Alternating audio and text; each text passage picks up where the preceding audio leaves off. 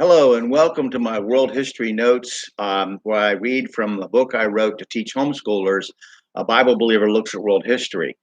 You can purchase it on lulu.com, amazon.com, or the Bible Baptist Bookstore. In any event, let's get started where we're talking about the plagues that God put on Egypt as per the Bible. Basically, I'm going on the assumption and the belief and the faith that the Bible is 100% true. So I'm following the biblical narrative until we get to history that we have other records of. So, and then we're going to go and compare the two. But let me just get started here from my book. The Impuwer Papyrus from that time period laments the rivers turning into blood and the desolation wrought by the plagues. This connection between this papyrus and the plagues of Moses is at least as reliable as the claim made in 2003 by Egyptian University Professor Dr. Nabil Himli that the Jews should be forced to make reparations for all the gold and valuables allegedly looted by the Jews when they left Egypt 3,500 years ago. This, in spite of the fact that not only was the fortune given freely, Exodus 12, 35, and 36, but Egypt under Shishak eventually came to Jerusalem and took its equivalent back, 2 Chronicles 12:9.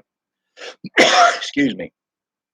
Biblical archaeologist Ron Wyatt was controversial to say the least, but he had claimed to have found the location of the Red Sea crossing, and after retrieving one of the chariot wheels he discovered on a dive, he took it to the director of Egyptian antiquities, Dr. Hassan, who declared that the type of wheel was only used in the 18th dynasty and dated it to around 1446 BC, which puts it within the range of Usher's 1491 date. There are many internet sites devoted to Wyatt's claims for the underwater land bridge at Nuweiba, Egypt, as being the location of the crossing.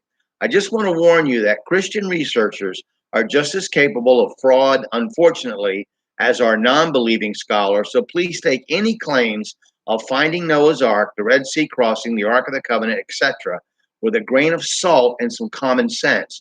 When we hear something or read something that supports our beliefs, like any other group of people, we tend to jump on the bandwagon. Mr. Wyatt's alleged discoveries are interesting and may even be 100% accurate, but don't automatically accept such claims as being an undisputed fact.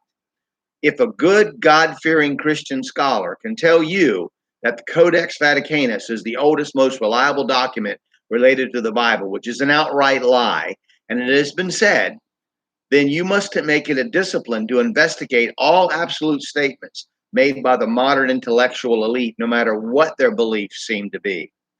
The standard Christian position that you will find in the back maps of many Bibles is sadly an unbelieving, blasphemous, and apostate condition, with so-called Christian scholars denying the Bible's account, claiming rather a crossing of a reed sea and a very shallow water, relegating the biblical account to the not much of a miracle category.